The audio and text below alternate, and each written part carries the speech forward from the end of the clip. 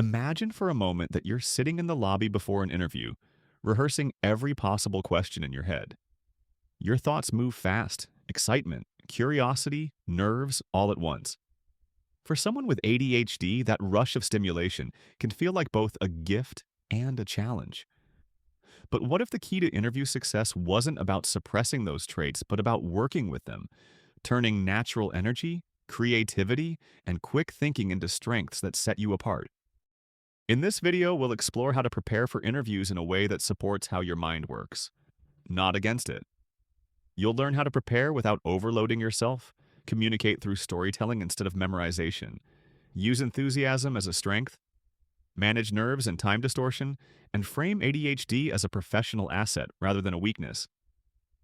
Each strategy is designed to help you walk into your next interview, not just ready to perform, but ready to connect.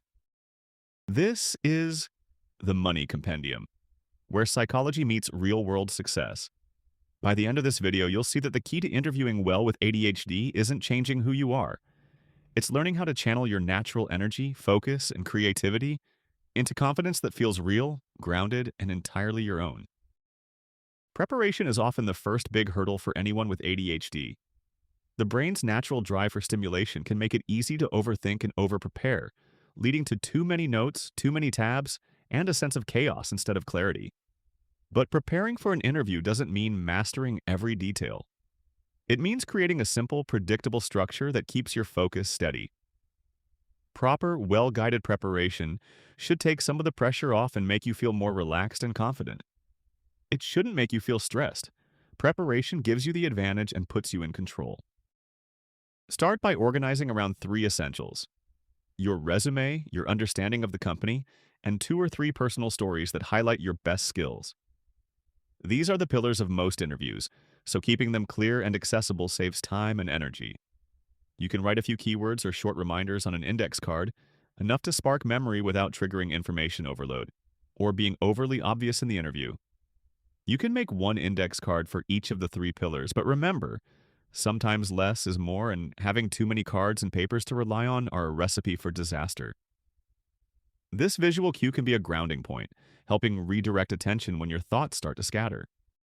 Though you can use the cards, it is best to familiarize with the information ahead of time and use the cards more as a trigger for topics you want to bring up in the interview, not as a cheat sheet you might use for an exam. For the resume, remember to take writing it in small, manageable bites. Maybe in one setting, you just create a simple outline. Once you have your outline, you can gather the information to fill it in. Finally, once you've filled in the details, you can start polishing it and making sure to highlight things that are more relevant to the company you're applying to, and possibly removing some of the things that do not apply. Tailoring the resume relies on you knowing a bit about the company, so make sure to familiarize yourself with some basics. You don't need to know everything about the company, so don't get too bogged down on details. Just have a decent idea of what they do, and pick out a few key facts that you can mention in the interview. This goes along with the personal stories really well. Just pick a detail or two and weave it into the story. Mental preparation also matters as much as factual preparation. Try to manage your energy the day before as if you're preparing for a performance. Rest early, eat well, and plan quiet time to recharge your focus. Visualization is a powerful technique. Picture yourself walking into the room or logging onto the call calmly and confidently. This mental rehearsal signals safety to your nervous system and helps you feel more familiar with the environment before it begins. Finally, prepare your environment. Gather all materials, resume copies, reference lists, notes, or a water bottle in one place the night before. Small steps like this reduce last-minute stress and let you start from a grounded state. You're not preparing to impress, you're preparing to stay centered. Focus on clarity and structure, not perfection, so your preparation supports you instead of overwhelming you. Once you've set a foundation for preparation, the next step is mastering how you communicate. Many people with ADHD struggle with memorization under pressure because it restricts natural thought flow. Trying to recall word-for-word answers can cause you to lose your rhythm or sound mechanical. Storytelling, on the other hand, allows for flexibility and connection. It transforms an interview into a conversation instead of a performance. The STAR framework, situation, task, action, result, works particularly well for structuring responses. You begin by briefly describing the context, explain what was required, share what you did, and conclude with the outcome. This structure helps organize thoughts logically while giving enough room for authenticity. It also prevents rambling by giving your story a clear beginning and end. To keep your answers focused, rely on mental anchors, short keywords that summarize each part of your story. If you're describing teamwork, for example, your anchors might be challenge, strategy, and success. These act like road signs in your memory, guiding you back to your point if distraction strikes mid-sentence. Practicing aloud helps too, but keep it conversational. Rehearsing with a trusted friend or recording yourself builds rhythm and awareness of pacing without forcing memorization. When you practice, listen for natural pauses. That's where you can breathe, collect your thoughts, and project calmness. Over time, storytelling helps you replace performance anxiety with personal confidence. Use stories to show your value. They're easier to remember, more engaging to share, and harder for interviewers to forget. Now, let's talk about energy, one of the ADHD brain's most powerful assets when expressed well. Many people with ADHD naturally show excitement when discussing topics that interest them. In a professional setting, that energy can become a genuine advantage. Hiring managers notice passion because it signals motivation and commitment.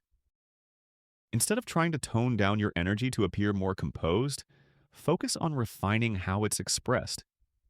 When you discuss projects, highlight what inspired you, the creative challenge, the problem you solved, or the impact it made. Genuine enthusiasm doesn't come from force. It comes from alignment with your interests. That authenticity builds trust and makes your answers more memorable. The trick is to balance excitement with composure. Speak at a steady pace, pause between ideas, and let silence work in your favor.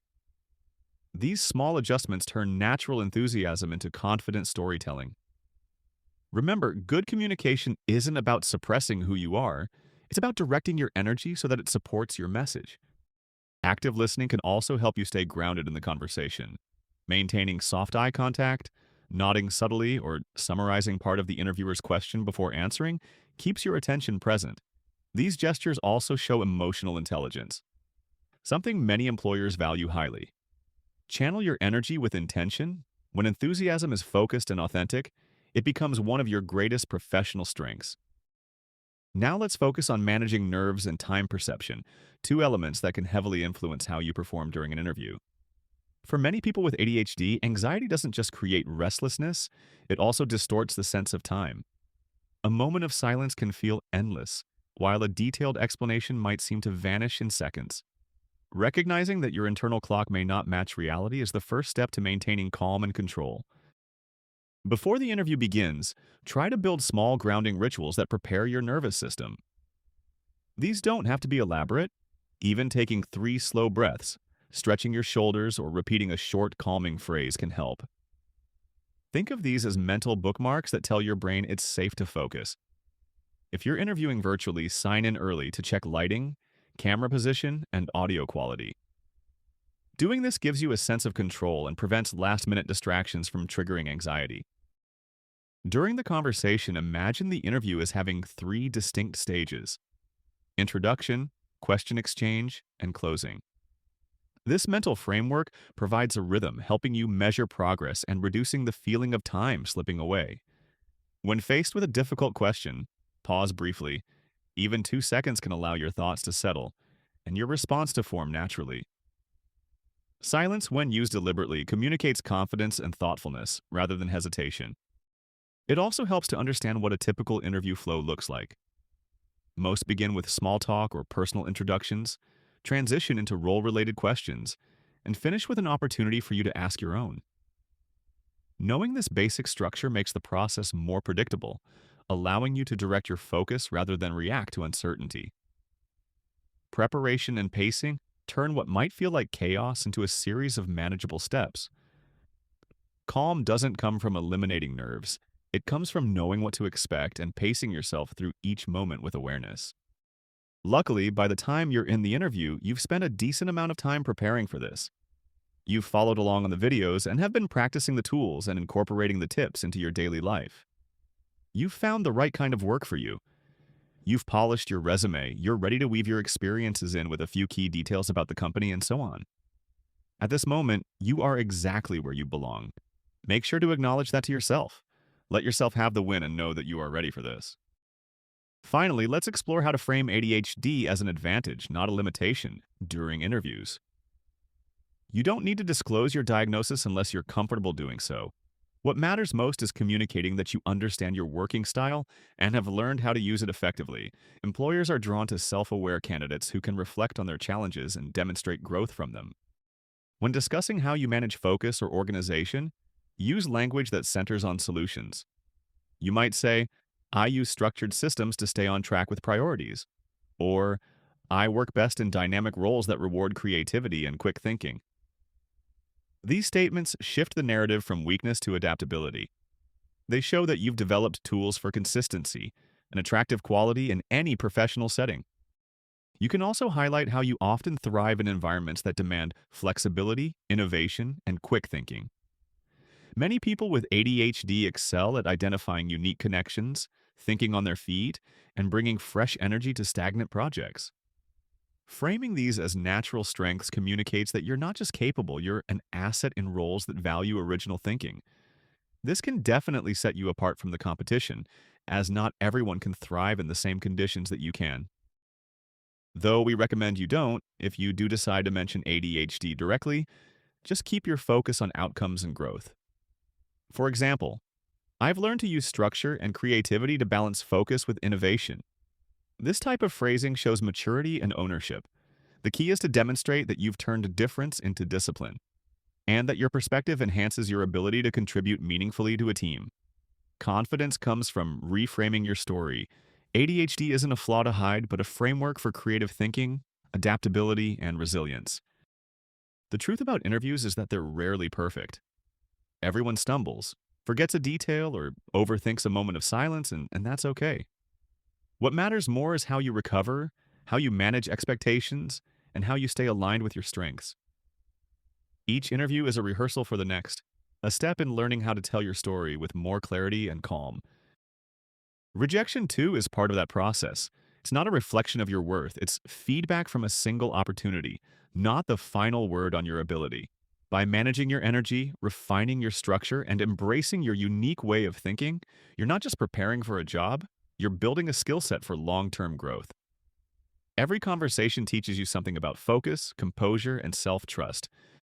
In our next video, we'll look at what happens after the interview, starting a new job when you have ADHD. We'll explore how to keep the early motivation alive, build supportive routines, and communicate with managers to set yourself up for success. It's about carrying the same balance of structure and authenticity into the next chapter of your career. So as you move forward, ask yourself, how can you turn your natural way of thinking into your biggest advantage? Share your thoughts below, and remember, your next opportunity isn't just about getting the job. It's about learning how to thrive once you do.